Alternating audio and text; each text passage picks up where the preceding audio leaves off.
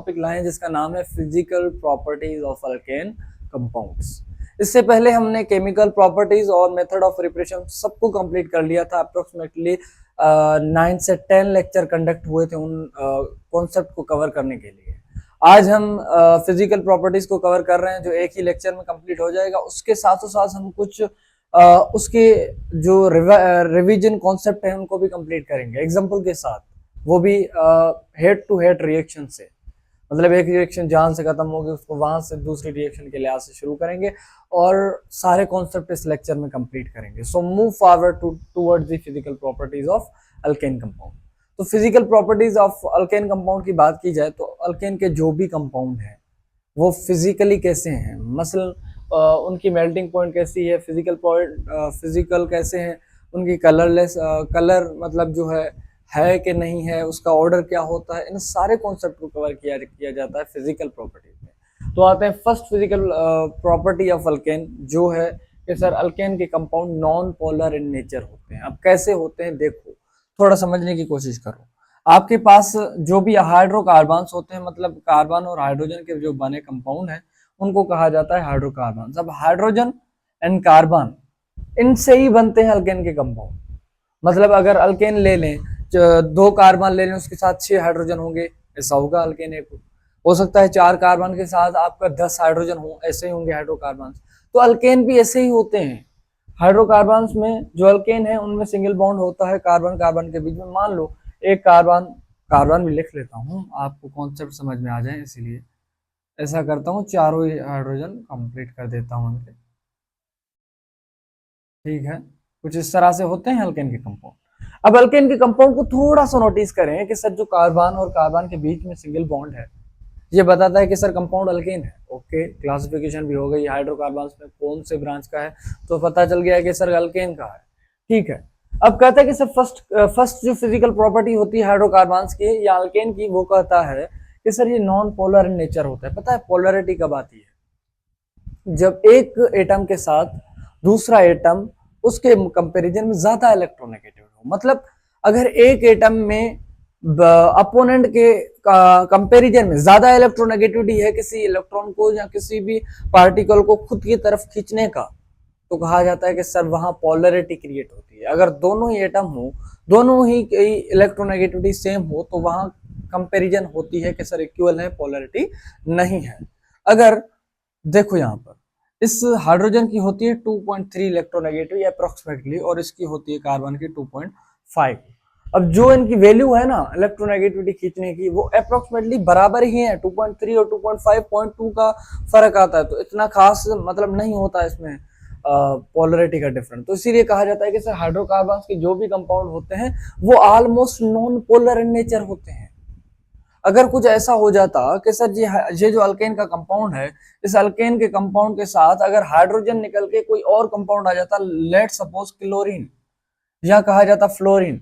अगर क्लोरीन की बात की जाए, इसकी 3 है या 3 से ज्यादा है, 3 है या अप्रोक्सीमेटली 3 से ज्यादा है, तो मुझे इतना एक्यूरेट वैल्यू पता नहीं कि क्लोरीन का इलेक्ट्रोनेगेटिविटी कितना होता है, बट 2.5 से तो बहुत ज्यादा ही होता है। अब इसकी बात की जाए कार्बन और इस क्लोरीन की, तो इसकी इलेक्ट्रोनेगेटिविटी ज्यादा है, तो इलेक्ट्रॉन को ये अपनी तरफ ज्यादा खींचेगा, तो यहाँ पे पार्शियल पॉजिटिव आ जाएगा, यहाँ पार्शियल नेगेटिव आ जाएगा, तो इसको कहा जाता है पोलरिटी। बट अल्केन के केस में हर जगह हाइड्रोजन होते हैं, तो इसलिए कहा जाता है कि सर अल्केन के जो भी बने कंपाउंड होंगे उनमें पोलरिटी नहीं होगी, they are non polar in nature. अगर नॉन पोलर इन नेचर है तो लाजमी बात है कि सर वो पोलर में नहीं घुलेंगे, नहीं सॉल्व होंगे। उसके बाद आता है दूसरी physical property, they possess a weak van der Waals forces. उनमें वीक वंडरवॉल फोर्सेस होते हैं। पता है क्यों?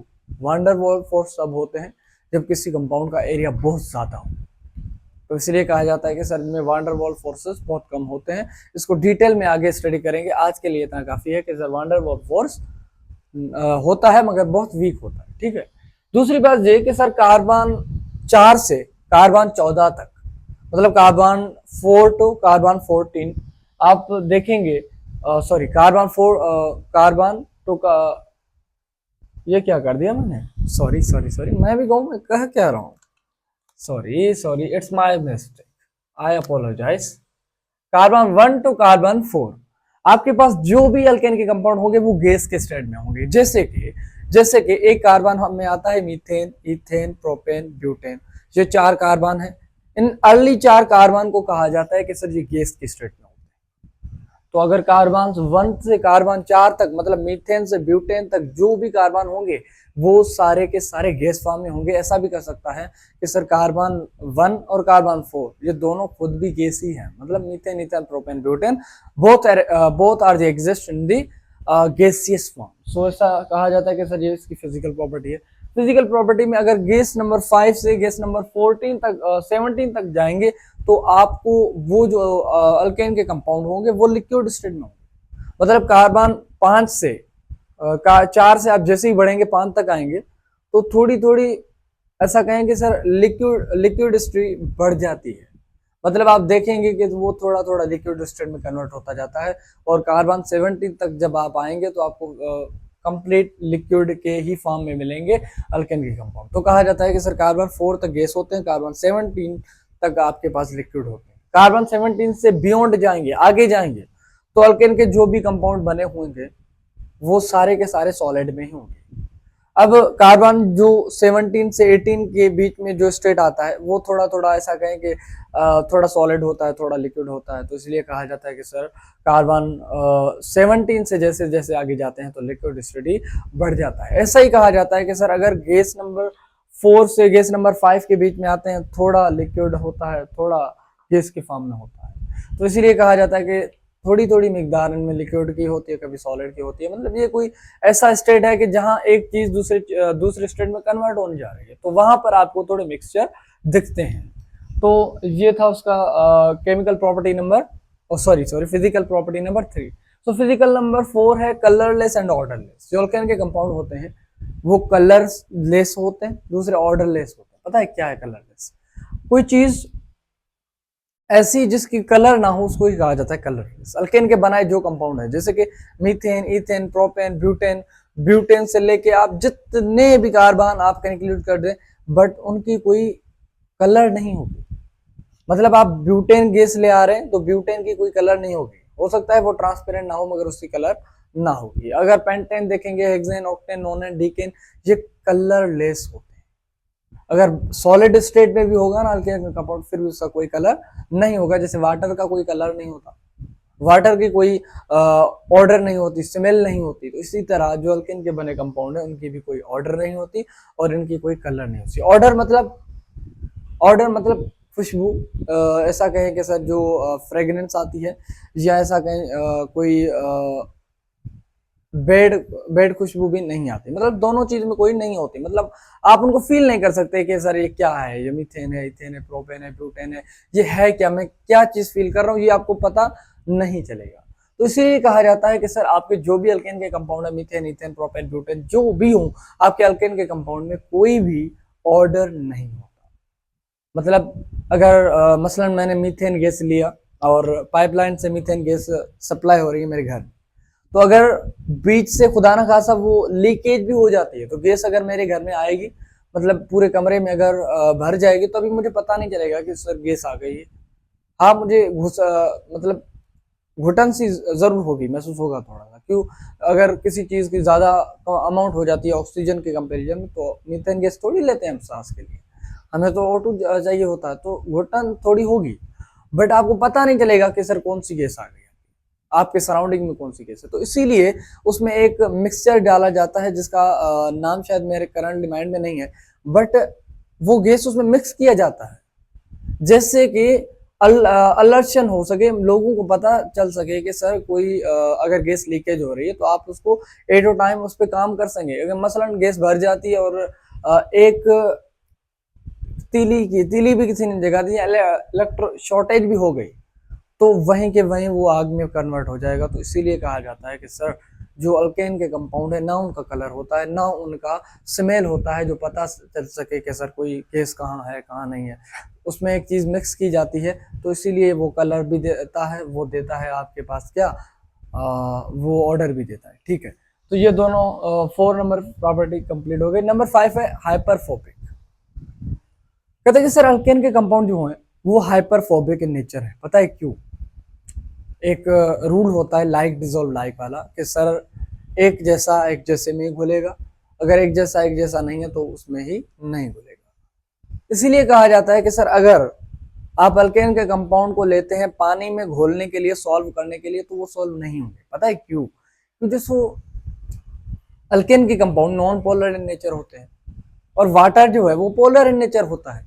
वाटर को आप जब भी डिसॉल्व करने की कोशिश करते हैं, तोड़ने की कोशिश करते हैं, तो वो OH माइनस H प्लस में टूट जाता है। अल्केन के कंपाउंड थोड़े टूटते हैं ऐसा। तो इसीलिए कहा जाता है कि सर अगर आप पोलर को नॉन पोलर में सॉल्व करने की कोशिश करेंगे तो वो नहीं होगा। वो कैसे नॉन पोलर है? देखो देखो, ये तो मैंने क्लोरीन लगा दिया था, मतलब एक अल्केन का ड्राइव बना दिया था। मैं आप दोनों को देखो, हाइड्रोजन है, ठीक है। अब H2O की बात की जाए, H2O क्या होता है सर? वो होता है OH माइनस और H प्लस, दोनों ही मिलके H2O बना देते हैं। अब इनके बीच में पोलरिटी थी इसलिए टूट गए, मतलब ये पॉजिटिव, ये OH माइनस नेगेटिव में टूट गया। अब यहाँ कोई पोलरिटी नहीं है कि जैसे हाइड्रोजन टूट जाता कार्बन से, क्यों नहीं टूट रहा? अगर यहाँ टूटने की बात की जाए, यहाँ टूटने की बात की जाए, तो ये H पे पॉजिटिव आई क्योंकि उसकी इलेक्ट्रोनेगेटिविटी कम थी, ऑक्सीजन की ज्यादा थी। या कार्बन हाइड्रोजन की ज्यादा नहीं है, इक्वल ही है, ऑलमोस्ट इक्वल है, थोड़ी बहुत फर्क जरूर आ रहा है, बट ऑलमोस्ट कार्बन और हाइड्रोजन का जो इलेक्ट्रोनेगेटिविटी है वो सेम है। अगर इलेक्ट्रोनेगेटिविटी डिफरेंस इतना ज्यादा नहीं है तो ये टूटने की कोशिश थोड़ी करेगा। तो इसीलिए कहा जाता है कि सर ये H2O में अल्केन कंपाउंड नहीं घुलेगा, क्योंकि जो it is a non polar in nature, it is a polar in nature. तो इसीलिए कहा जाता है कि सर हाइपरफोबिक इन नेचर होते हैं अल्केन के कंपाउंड, मतलब वो वाटर से हेट करते हैं, नफरत करते हैं, उसके पास जाना नहीं चाहते, उसके साथ रिपेल करते हैं, झगड़ा करते हैं। तो ठीक है, इतना तो कॉन्सेप्ट होगा आपके पास भी। अब दूसरी चीज होती है बॉइलिंग पॉइंट। लाजमी बात है, मेल्ट तो हो नहीं सकता। क्यों? क्योंकि जो सर अल्केन का कंपाउंड मेल्ट तब होंगे जब सॉलिड के स्टेट में हो। बट यहाँ फिजिकल प्रॉपर्टी में बॉइलिंग पॉइंट को अगर देखा जाए तो बॉइलिंग पॉइंट मतलब अल्केन के कंपाउंड आप ले रहे हैं, अल्केन का कंपाउंड आपके पास है, आप उसको हीट देके बॉइल करवाना चाहते हैं। आप जानना चाहते हैं कि सर अगर मैं बॉयल कर रहा हूं तो मुझे कौन सी चीजें माइंड में रखनी चाहिए कि सर इस चीज को इतना बढ़ाएंगे तो उसको बॉयल होने के लिए ज्यादा टेम्परेचर से रिक्वायर्ड होगी, मतलब उसकी बॉइलिंग की जो पॉइंट है, एक वैल्यू है, वो बहुत ज्यादा रिक्वायर्ड है। अब कैसे पता चले? अब देखो, अगर अगर बॉइलिंग पॉइंट में आपके पास मॉलिक्यूलर वेट बहुत ज्यादा है, मतलब आपके पास कंपाउंड में अगर नंबर ऑफ एटम बहुत ज्यादा है, तो उसकी पोलरिटी जो है, मतलब बॉइलिंग पॉइंट जो है वो भी ज्यादा होगी। मतलब अगर ज्यादा एटम होंगे किसी कंपाउंड में, वो ज्यादा बॉइलिंग पॉइंट होगा, मतलब उसको ज्यादा टेम्परेचर की जरूरत होगी। मतलब boiling point inversely proportional to the molecular weight, sorry, अगर मॉलिक्यूलर वेट बन रहा है, मतलब नंबर ऑफ एटम बढ़ रहे हैं, तो बॉइलिंग पॉइंट बढ़ रही है। अगर आप चाहते हैं कि सर बॉइलिंग पॉइंट कम हो, तो आपको नंबर ऑफ एटम कम करने होंगे। जैसे कि मैं एग्जांपल दे देता हूं, जैसे कि एग्जांपल नंबर 1 है कि सर मेरे पास है कोई इस तरह सा, आप बॉन्ड स्ट्रक्चर तो पढ़े होंगे, लाजमी बात है, मीथेन, इथेन, प्रोपेन, ब्यूटेन, ये 4 कार्बन वाला ब्यूटेन है। ऑप्शन बी में ले रहा हूं, मीथेन, इथेन, प्रोपेन, ठीक है, ऑप्शन बी था ये। ऑप्शन सी में मैं ले रहा हूं methane, ethane, propane, methane, ethane, propane, butane, pentane, ठीक है। मैंने ये 3 एग्जांपल लिए। अब बॉइलिंग पॉइंट का रूल कह रहा है कि सर अगर बॉइलिंग पॉइंट बढ़ाना चाहते हैं, आप चाहते हैं कि सर ज्यादा टाइम ले, ज्यादा टेम्परेचर रिक्वायर्ड हो किसी भी चीज को बॉइल करने के लिए, तो भैया नंबर ऑफ एटम बढ़ा दो, आपकी बॉइलिंग पॉइंट सबसे ज्यादा हो जाएगी। अगर आप चाहते हैं बॉइलिंग पॉइंट कम हो जाए, तो आप नंबर ऑफ एटम कम वाला कंपाउंड ले लें, आपकी बॉइलिंग पॉइंट कम हो। तो मसलन अगर ये कंपाउंड है, इसमें नंबर ऑफ एटम बहुत ज्यादा है, methane, ethane, propane, butane, pentane, hexane, इसमें 6 कार्बन है, ठीक है। अगर 6 कार्बन वाला कंपाउंड ले रहे हैं तो इसको बॉयल करवाने के लिए आपको ज्यादा टेम्परेचर जरूरत होगी, तो इसकी बॉइलिंग पॉइंट सबसे ज्यादा। ये ब्यूटेन है, इसमें 4 कार्बन है, इसको अगर बॉयल करवाना चाहें तो इसकी टेम्परेचर इससे कुछ कम होगी, मगर फिर भी कुछ ज्यादा होगी। अगर इसमें 3 कार्बन है, 1 2 3, अब अगर इसको नंबर ऑफ एटम कम है, इसको बॉयल करवाना चाहेंगे तो बॉइलिंग पॉइंट भी कम होगी, मतलब एक थोड़ी सी टेम्परेचर पे वो बॉयल हो जाएगा। तो इसलिए कहा जाता है कि सर अगर बॉइलिंग पॉइंट आप ज्यादा चाहते हैं तो नंबर ऑफ एटम बढ़ा दो, अगर बॉइलिंग पॉइंट कम चाहते हैं तो आप नंबर ऑफ एटम कम कर दो। जैसा भी पूछा जाए कि सवाल में बता दो कि सर इनमें से बॉइलिंग पॉइंट किसकी ज्यादा होगी, तो कहेंगे सर इसकी, क्योंकि उसमें नंबर ऑफ एटम ज्यादा है, ज्यादा टेम्परेचर रिक्वायर्ड होगा बॉयल होने के लिए, so it's says that it इसका जो बॉइलिंग पॉइंट है वो सबसे ज्यादा है, इसकी सबसे कम है उसकी सबसे ज्यादा है। अब पूछा जाए कि सर सबसे ज्यादा किसकी है, तो हम कहेंगे सबसे ज्यादा है सी की, उसके बाद है ए की, उसके बाद है किसकी, उसके बाद है बी की। So it is a pre order of the B, P means boiling point. Okay, दूसरी चीज, अगर बॉइलिंग पॉइंट, अगर बॉइलिंग पॉइंट में सरफेस ज्यादा होगा तो उसकी बॉइलिंग पॉइंट बढ़ जाएगी। दूसरी चीज, मैं दूसरी पॉइंट बता रहा हूं, दूसरी पॉइंट ये है कि अगर अगर बॉइलिंग पॉइंट में, बॉइलिंग पॉइंट डिपेंड करता है सरफेस पे, किस पे सर, सरफेस पे।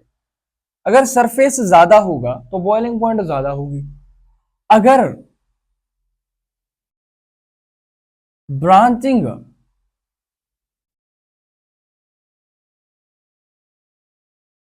कम होगी तो बॉइलिंग पॉइंट ज्यादा होगी। मतलब बात की क्या है, कहते हैं अगर कोई एक सेम सा कंपाउंड है, मतलब उसमें नंबर ऑफ एटम सेम हो, अगर उसमें ब्रांच ज्यादा होंगे तो उसकी बॉइलिंग पॉइंट कम होगी, अगर जिसमें ब्रांच कम होंगे उसकी बॉइलिंग पॉइंट ज्यादा होगी, जिसमें ज्यादा होगी उसकी बॉइलिंग पॉइंट कम होगी।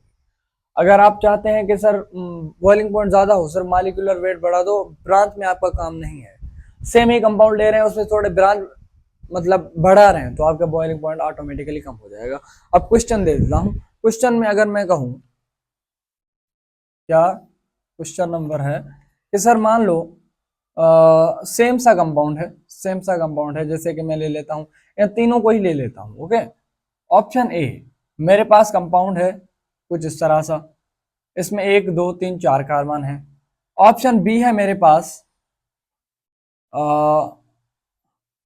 कुछ ऐसा ही है, कुछ इस पे ब्रांच हो नहीं सकता। ऑप्शन सी है मेरे पास 1 2 3 4 5 6 है, ठीक है, 1 2 3 और 4, एक ब्रांच यहां लगा दो, एक ब्रांच यहां लगा दो।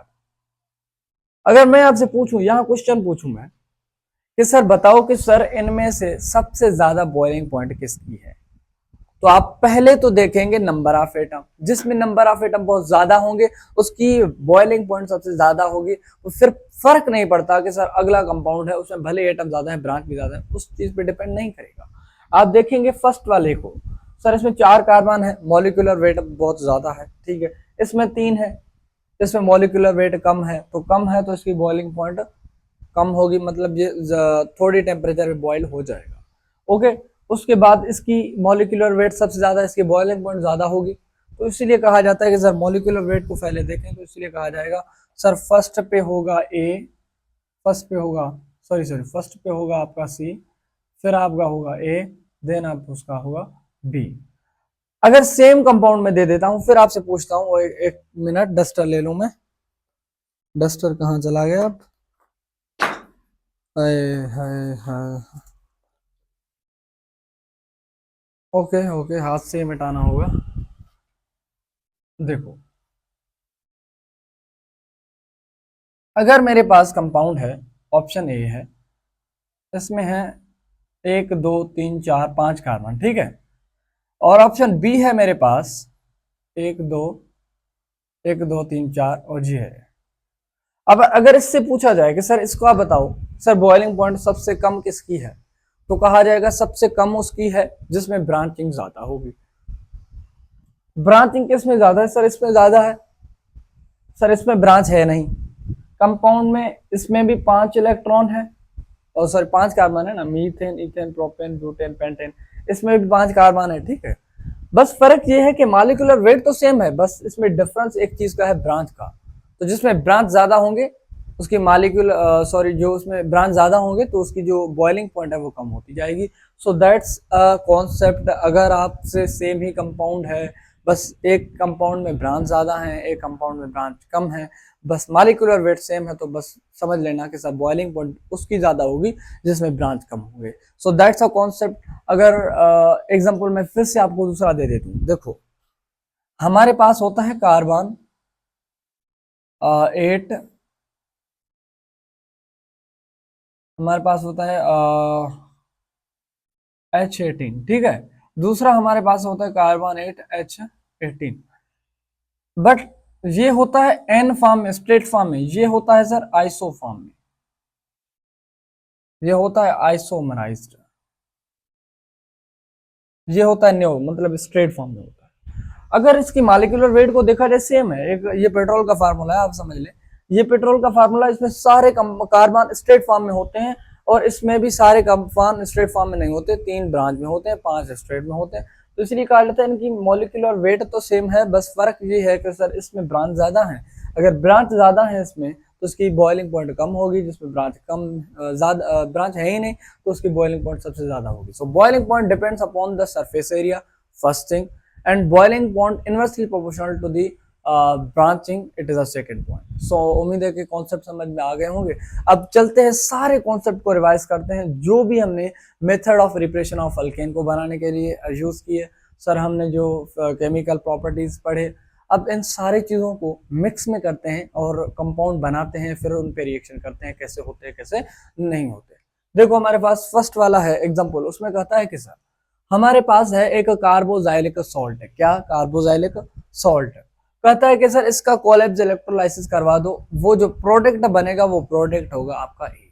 अब कहता है कि सर जो कंपाउंड है उसका कोलैप्स इलेक्ट्रोलाइसिस करवा दो। सर कोलैप्स इलेक्ट्रोलाइसिस में आप हमेशा जो प्रोडक्ट लेते हैं, आप कोलैप्स इलेक्ट्रोलाइसिस में जो भी प्रोडक्ट लेते हैं दो फॉर्म में लेते हैं, डबल में लेते हैं, इतना तो पता होगा भैया।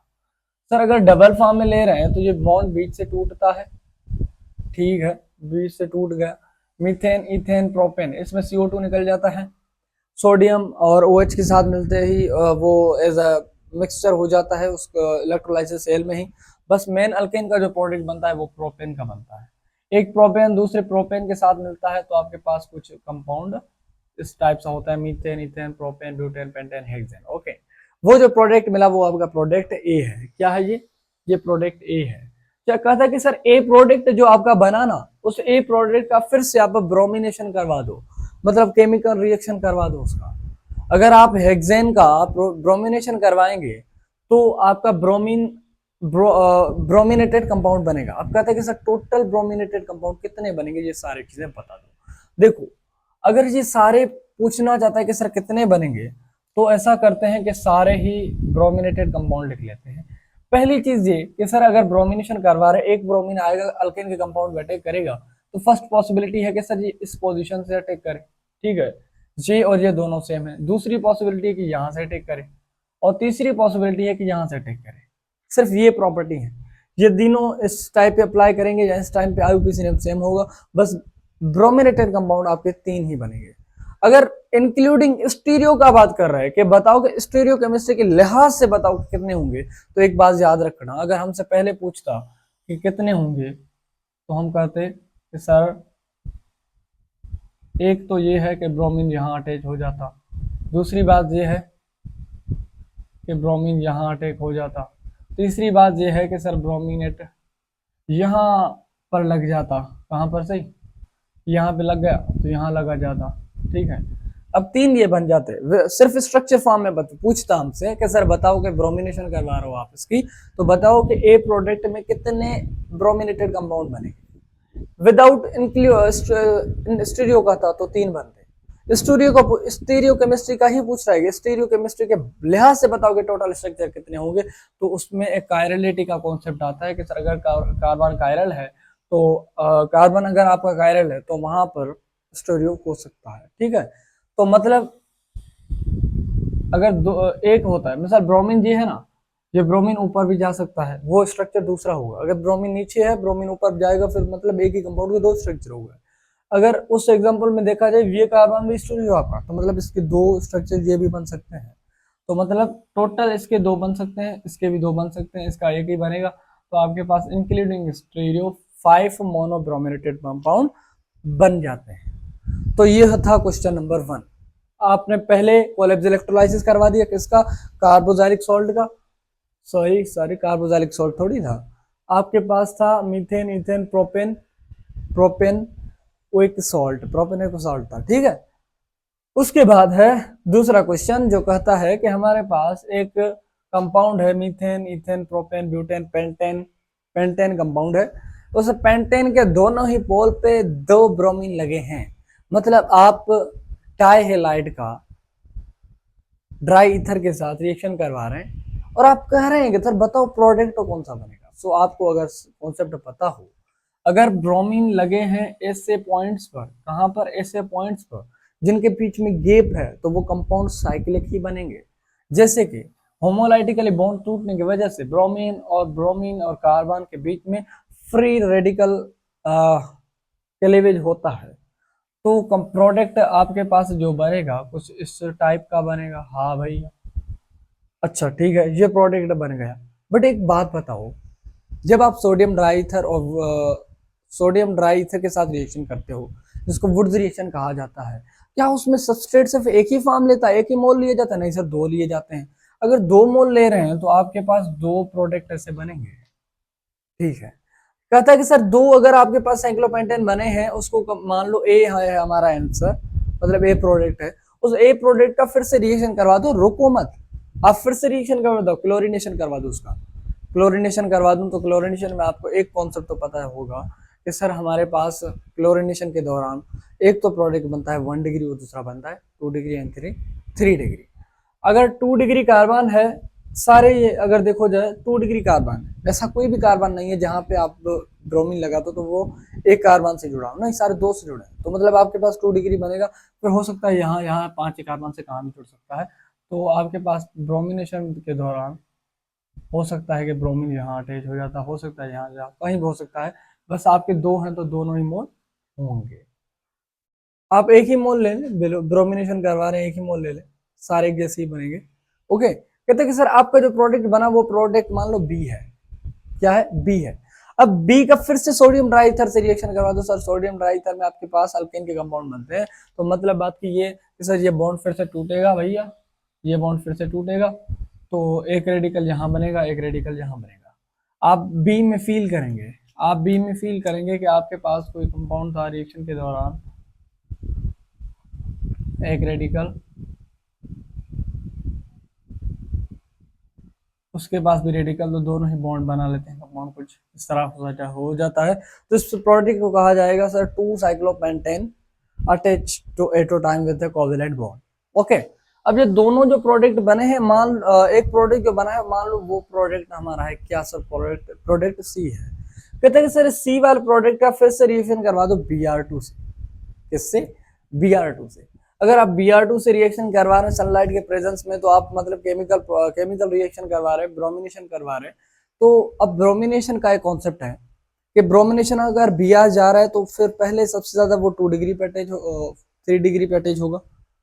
अगर 3 डिग्री कार्बन है ही नहीं उस सबस्ट्रेट में, तो फिर वो जाएगा 2 डिग्री पे अटैक करने। अगर 2 डिग्री नहीं है सिर्फ 1 पे ही जाएगा। बस यहाँ तो है, यहाँ तो 3 डिग्री और 1 डिग्री 2 डिग्री दोनों ही है। आपका ये प्रोडक्ट अगर ब्रोमिनेशन करेगा तो आपके पास जो प्रोडक्ट बनेगा कुछ इस तरह सा होगा भैया।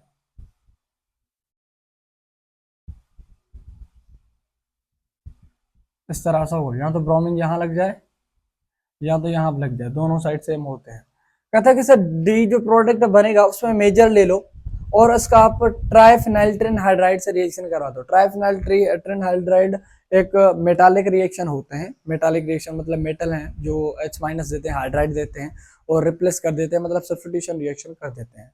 तो ठीक है, ट्राइफिनाइल्ट्रिन हाइड्राइड से आप जब भी रिएक्शन करेंगे तो यहाँ से H निकलेगा, H- निकलेगा और H- आके सीधा यहाँ पे अटैक करेगा, Br- यहाँ से निकल जाएगा। तो आप फील करेंगे कि आपके पास जो प्रोडक्ट था वो कुछ इस तरह सा था। ठीक है, तो ये हमारे पास अल्केन का कंपाउंड बन गया। तो ये हमारे रिएक्शन को रिवाइज करने का कॉन्सेप्ट था। एक प्रोडक्ट बना रहा हो उसका फिर से केमिकल रिएक्शन करवा दो, केमिकल रिएक्शन करवा दिया, फिर आप फिजिकल कोई आप उसके साथ मेथड ऑफ प्रिपरेशन लगा दो। तो ये सारे मेथड को एक ही जगह पे हमने यूज किए, तो सारे कॉन्सेप्ट रिवाइज हो गए कि सर ये रिएक्शन हमने कंप्लीट कर दिए थे। क्वेश्चन नंबर 3 है, कहता है कि सर हमारे पास मीथेन गैस है, आप उसमें पहली बात क्लोरीनेशन करवा दो। ठीक है, क्लोरीनेशन करवा देते हैं। कहते हैं क्लोरीनेशन के बाद दूसरा रिएक्शन करवा देना। दूसरे पे आते हैं, पहले पहला तो कर ले। अब देखो, कहता है कि CH4 की क्लोरीनेशन करवा दो। पता है भैया CH3 और Cl बनेगा। ठीक है, कहते हैं कि सर इसको मान लो प्रोडक्ट है, इसका सोडियम ड्राईथर के साथ रिएक्शन करवा दो। अच्छा, सोडियम ड्राईथर के साथ रिएक्शन करवाएंगे तो बॉन्ड होमोलाइटिकली टूटेगा, तो CH3 और CH3 बनेगा। क्यों? क्यों जो सर इसने कॉम्बिनेशन कर दिया, ऐसा नहीं हुआ कि इसने कोई डिस्प्रोपोर्शन किया हो, नहीं हो सकता, वैसे भी मीथेन गैस है जिसका इथेन बन नहीं सकता। ऑप्शन बी है। अब कहता है कि सर जो प्रोडक्ट बना वो आपका बी है, वुड्स रिएक्शन आपने करवा दिया। कहते हैं सर जो प्रोडक्ट बना उसका फिर से आप ब्रोमिनेशन करवा दो। अच्छा, ब्रोमिनेशन करवा देते हैं। ब्रोमिनेशन में यहाँ तो 1 डिग्री होता है, यहाँ 2 डिग्री होता है, यहाँ है ही 1 डिग्री, तो एक कार्बन से जुड़ा है, तो आपके पास CH3 CH2 एंड Br आपके पास प्रोडक्ट बन गया। कहता है वो प्रोडक्ट आपका होगा सी। कहता है कि सी प्रोडक्ट को आप सोडियम और ड्राईथर के साथ रिएक्शन करवा दें। सोडियम ड्राईथर से रिएक्शन करवा देंगे, जो बॉन्ड होमोलाइटिकली टूटेगा। ऐसे 2 मोल लिए जाते हैं सोडियम ड्राईथर में, तो आपके पास प्रोडक्ट बनेगा CH3 CH2, दूसरा CH2 एंड CH3। कहता है कि सर ये जो प्रोडक्ट आपके पास बना ना, इस प्रोडक्ट को कहा जाता है क्या? ब्यूटेन। अब कहता है कि एक रिवर्स रिएक्शन कर दो। रिवर्स रिएक्शन मतलब आप ऐसा प्रोडक्ट ले लें, मतलब सबस्ट्रेट अपनी तरफ से ले लें, उसका आप करवा दे कोलेप्स इलेक्ट्रोलाइसिस। जो प्रोडक्ट बनना चाहिए वो इस जैसा ही हो। तो अगर आपने सारे कॉन्सेप्ट अगर हो कोलेप्स इलेक्ट्रोलाइसिस में, तो आप वहां पे पहली चीज लेते हैं कार्बोक्सिलिक सॉल्ट अल्केन वाला, ठीक है। जब कार्बोक्सिलिक सॉल्ट लेते हैं उसका आप मतलब रिएक्शन करवा देते हैं कोलेप्स इलेक्ट्रोलाइसिस में। जैसे कोलेप्स इलेक्ट्रोलाइसिस में आप उसका रिएक्शन करवा देते हैं, तो आपके पास एक तो बन जाता है CO2 गैस, दूसरा बन जाता है अल्केन गैस, दूसरा बन जाता है H2 गैस, और सोडियम हाइड्रोक्साइड वैसे वहां था। तो हो जाता है ऐसा कि आपके पास अगर मैं आपको बता दूं क्या लेना पड़ता है, तो याद रखना, आप अल्केन के कंपाउंड में आप ले लेते हैं कुछ इस तरह सा COO, Na भी ले सकते हैं, पोटाशियम भी ले सकते हैं, आपकी जो मर्जी आप ले सकते हैं। जब आप इसकी कोलेप्स इलेक्ट्रोलाइसिस करवा देंगे तो CO2 गैस यहाँ से उड़ जाएगा, फटाक से उड़ जाएगा। आपके पास सोडियम बचेगा। सोडियम जो आपके पास बचेगा वो जाके कहीं ना कहीं OH से मिलके OH बना देता है, सोडियम OH बना देता है। ओके, ये जो आपका बना था ये टूटा था होमोलाइटिकली।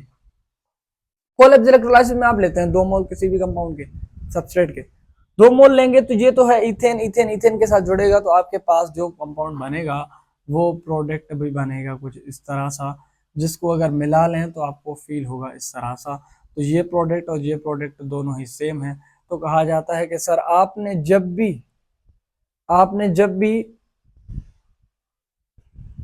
कार्बोक्सिलिक सॉल्ट लिया, तो उसने जब रिएक्शन कर दी, तो आपके पास वही प्रोडक्ट बना जो आपने रिक्वायर्ड थी।